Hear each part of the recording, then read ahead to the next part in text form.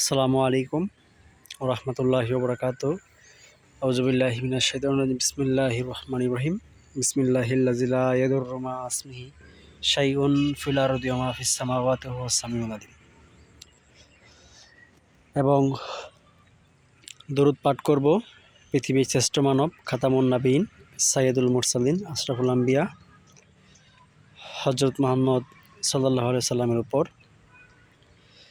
তো এই অংশটুকু শিখেছি আপনার শ্রদ্ধেয় স্যার ডাক্তার মামুন আহমেদ, সাবেক দি অ্যাকমিল ল্যাবরেটরিজ ডিভিশনাল সেলস ম্যানেজার। আশা করি আপনার প্রত্যেকে ভালো আছেন। এটা আপনার দেশি গাভী থেকে আপনার শাহিওয়াল ক্রসের বাচ্চা। তো বাচ্চার গ্রোথ মোটামুটি ভালো, অনেক সুন্দর।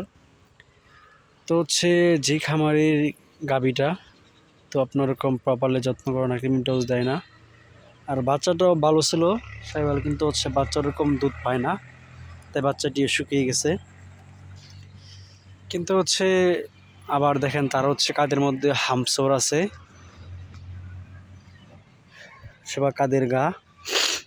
তো সব মিলিয়ে আপনার গাভীর যত্ন বাড়াতে হয়।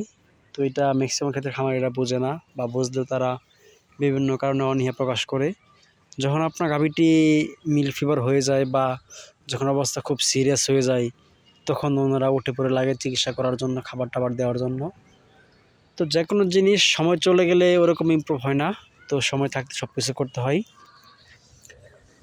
তাই প্রপারলি গাভীকে যত্ন করতে হবে, এবং গাভী থেকে যে আসছে প্রোডাকশন সেটাকে যত্ন করতে হবে। সকলকে ধন্যবাদ। আসসালামু আলাইকুম ওয়া রাহমাতুল্লাহি ওয়া বারাকাতুহু।